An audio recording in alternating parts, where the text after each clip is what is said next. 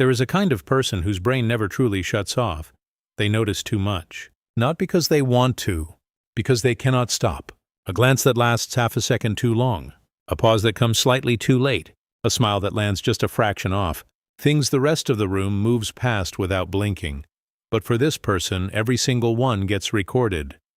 From the outside, people call it being perceptive, a gift, an almost eerie kind of social intelligence. But psychology reveals a completely different truth, and the people who carry this trait are almost always the last ones to understand what it's actually costing them. Most people assume it comes from overthinking, from anxiety, from being too sensitive. That's the easy explanation. It's also wrong. Some people are simply wired this way from birth, 1 in 5, roughly. Their brain runs at a higher sampling rate than the people around them. Not smarter, not more anxious, just taking in more, automatically, all the time, whether they want to or not. They didn't choose it any more than someone chooses their height. But the second origin is the one that leaves a deeper mark. Some people develop this radar because childhood required it. They grew up where an adult's mood could shift without warning, and reading the room wasn't a social skill. It was protection. That child learned to scan a parent's face before speaking, to feel the tension in a silence before it became something louder, to become whatever shape the moment required before anyone asked. That child grew up, built a different life, but the scanning never stopped. Now here is what nobody tells you about living with it. You already know how a conversation ends before it finishes. Not because you're guessing, because in the first 30 seconds you caught signals the other person didn't know they were sending. The breath that came slightly off rhythm, the direction their eyes moved, the way their shoulders held something back. Your brain quietly assembled the conclusion before they finished their first sentence, and then you had to stand there, listening to the rest of it, performing the correct reaction, receiving information you already processed 2 minutes ago. That is not perception as a gift. That is a performance you are exhausted from giving every single day. Stop here for a second, because this next part is the thing most people never figure out about themselves. The exhaustion doesn't come from noticing. It comes from what happens the instant after. A brain trained in an unpredictable environment doesn't just observe. It immediately generates a response plan. It starts calculating. What should I do with this? How do I prevent what's coming? Every piece of data becomes a problem that needs solving right now. So you're solving problems. All day. For people who have no idea you're doing it.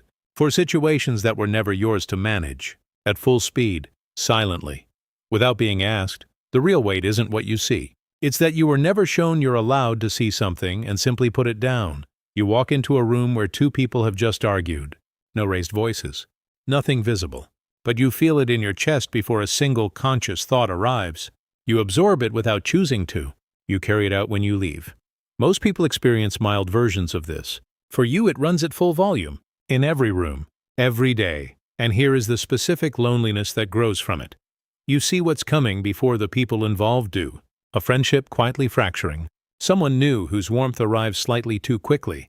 Whose eye contact lands at a calculated angle. You notice. You say something carefully to someone you trust. The response is almost always the same. You're overthinking. You're too sensitive. Months later, it happens exactly the way you saw it. And you're left with the particular ache of having been right in a way that feels nothing like winning. Because nobody thanked you for seeing it. They just forgot that you did. You spend your whole life reading other people accurately. Their needs, their fears, the things they carry but won't say. And somehow, in all of that attention directed outward, the question of what you need disappears so quietly that sometimes even you forget to ask it. They come to you with the things they cannot hold alone, and when they leave they are lighter. You stay, holding what they left. Once you understand the actual mechanism, something genuinely shifts. The exhaustion after ordinary days stops feeling like weakness and starts making sense. You weren't drained by the conversation. You were drained by everything running underneath it. The silent data collection. The constant response planning, the performance of not knowing what you already knew. That is a real cognitive weight, and it deserves to be named as one. The practice is not learning to notice less. You cannot turn down a faculty wired into how you work. The practice is learning to interrupt the step that comes immediately after noticing. You see something. You feel the pull to do something about it. You pause long enough to ask one question. Is this actually mine to carry? Most of the time, the honest answer is no. You notice too much because you were built that way, or because life required it of you. Neither of those things is damage. Both of them cost something real, but the most quietly devastating part of carrying this gift is not the exhaustion or even the loneliness. It's that a mind this attuned to the inner life of everyone around it can go an entire lifetime without anyone ever turning that same quality of attention back toward it. You have spent years making other people feel seen. You deserve to know what that feels like too.